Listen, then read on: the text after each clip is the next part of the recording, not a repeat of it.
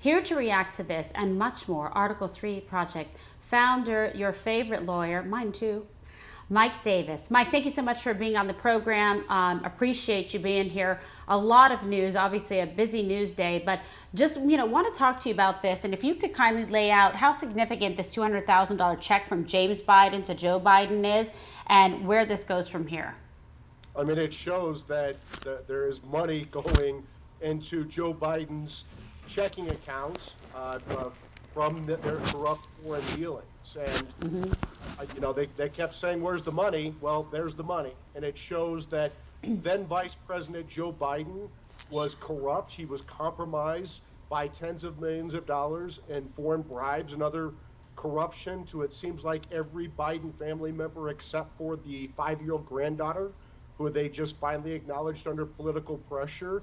It shows that that this corruption has consequences. We have a corrupt and compromised president of the United States. We had peace and prosperity under President Trump. And with then Vice President Joe Biden and now President Biden, we have Russia invading Ukraine. We have Israel facing the worst terrorist attack in their history. We have China on the brink of invading Taiwan. There are consequences to foreign bribery. There are consequences to foreign corruption.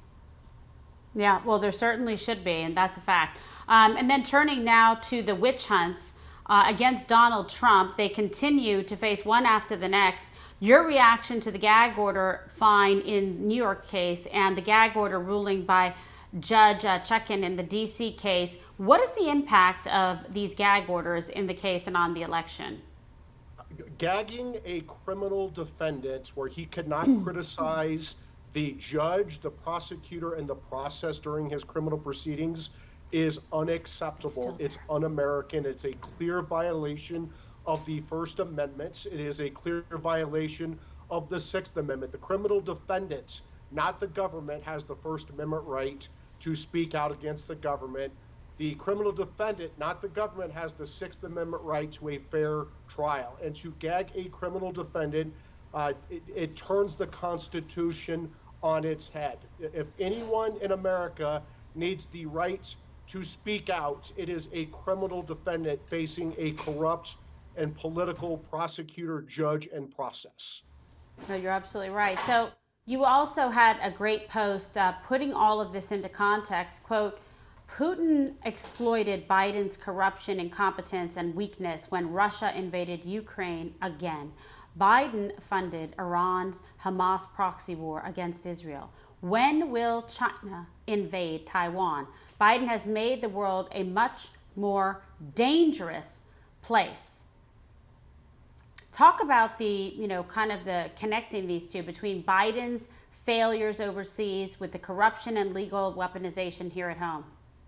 Yeah, I mean, it's, but no mean tweets, of course. We don't have Trump with mean tweets, so everyone seems to be okay with the world in chaos and war under President Biden.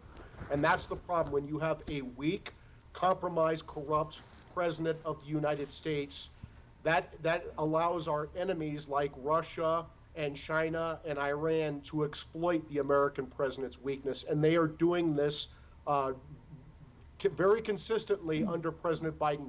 Does anyone really think that Russia would have invaded Ukraine under President Trump? Does anyone really think that Iran would have funded these proxy wars, the worst terrorism in Israel's history with Hezbollah and Hamas under President Trump? Does anyone even think that China would even contemplate invading Taiwan under President Trump? They're doing this. Our enemies are exploiting us right now because our president of the United States is corrupt, compromised, incompetent, and weak.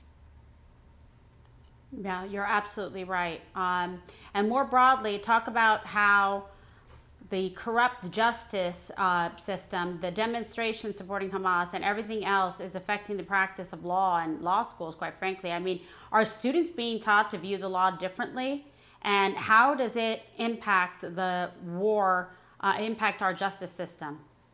Well, it's crazy that we have these law schools and the rest of academia cheering on the kidnapping, rape, torture, and murder of women, children, babies, the elderly, the disabled. This is after more than 1,300 Israelis and 31 Americans were murdered by Hamas terrorists, by Iran-funded terrorists. And this is while we have over 200 hostages, including American and Israeli hostages, and you have academia cheering on Hamas. You have these law students cheering on Hamas, and it wasn't so long ago. If you were a Trump supporter, you got canceled, right? If you said that there are two genders in America, you were canceled. But it's okay in academia to cheer on the worst terrorist attack in Israel's history. It's disgusting that this is happening, and I know that when President Trump is back in office on January 20th, 2025, he's going to actually enforce our immigration system and throw out this third world Marxist trash Hamas supporters and send them back, revoke their visas, and throw out these people who hate America and hate everything we stand for. No, you're absolutely right. It's very frustrating, but it's a very scary time. And there's so much going on in the world, but yet they're just hell bent on persecuting and prosecuting Donald Trump, one grave injustice after the next. What do you see here? Is there any silver lining besides the fact that he's obviously jumping up in the polls? I think the silver lining is the American people are waking up. They impeached President Trump twice for bogus political reasons. They've indicted President Trump 4 times for non-crimes. They see that this is backfiring on the Democrats. Their election interference and their lawfare is backfiring. It's actually making President Trump stronger. It's going to win the Republican primary for President Trump, and it's going to put him back in the White House after November 2024. So now what Democrats are trying to do is they're trying to disqualify him from running for office under the 14th Amendment. Well, that's what it is. I mean, it's just insane. And all they're going to do is turn President Trump into a political martyr. They're going to turn him into Tupac, right? And so I say to these Democrats, keep running your lawfare and election interference because you are so blinded by your Trump hatred, but it's going to ensure that Trump's back in the White House. No, I think you're absolutely right about that. So I hope so, from your mouth to God's ear. Mike Davis, thank you so much for being with us today. Thank you so much.